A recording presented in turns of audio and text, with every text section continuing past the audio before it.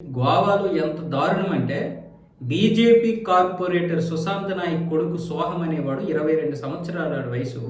వాడు 30 మంది బాలికల మీద 30 మంది బాలికలు, అందులో మైనర్లు కూడా ఉన్నారు, వాళ్ళ మీద అత్యాచారాలు చేసి ఆ వీడియో తీయించుకొని వాళ్ళకి అవి చూపించి మళ్ళీ బ్లాక్మెయిల్ చేసి వాళ్ళ పైన అఘాయిత్యాలు చేశారు.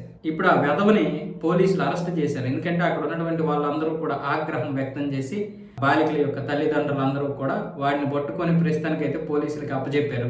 అదే పోలీసులకు అప్పచెప్పడం అంటే పోలీసుల మీద డిమాండ్ చేశారు. పోలీసులు ఏమొచ్చేసి వాడిని అరెస్ట్ చేశారు, విచారిస్తున్నారు. ఆ వీడియోలన్నీ కూడా ఇప్పుడు పోలీసు దీంట్లో ఉన్నాయి. మరి బీజేపీ ఒకవేళ వీడిని రక్షించే ప్రయత్నం చేస్తే ఇక అంతకంటే దిక్కుమాలిన పరిస్థితి ఇంకోటి ఉండదు. మరి ఈ వెధవకి నిజంగా వాడు చేస్తే వెంటనే వాడిని ఉరిశిక్ష అయినా వేయాలి, లేదా కాలు చేతులు నరికేసి పడేయాలి రోడ్డు మీద. అప్పుడు అందరికీ బుద్ధి వస్తుంది. ఏ పార్టీ అయినా సరే, అది బీజేపీ, కాంగ్రెసా, ఎంఐఎం, తెలుగుదేశమా, జనసేన, ఇవన్నీ వద్దు, ఇంకా పార్టీలు వద్దు, ఇంకా వాడు ఎవడైనా సరే.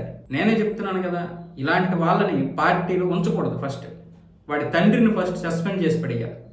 ఇవి ఒకవేళ ఇందులో విచారించిన తర్వాత నిజమని తేలితే ఇంకా ఎక్కడా కూడా ఉపేక్షించకూడదు. అమ్మాయిలకి అఘాయిత్యం జరిగితే, అమ్మాయిలకి అన్యాయం జరిగినా లేదా మనలాంటి వాళ్ళకి అన్యాయం జరిగినా, అది ఎవడ వల్ల జరిగినా సరే అలాంటి వాడిని మనం ఉపేక్షించకూడదు. అప్పుడే పార్టీలో పారదర్శకత ఉన్నట్లు లెక్క.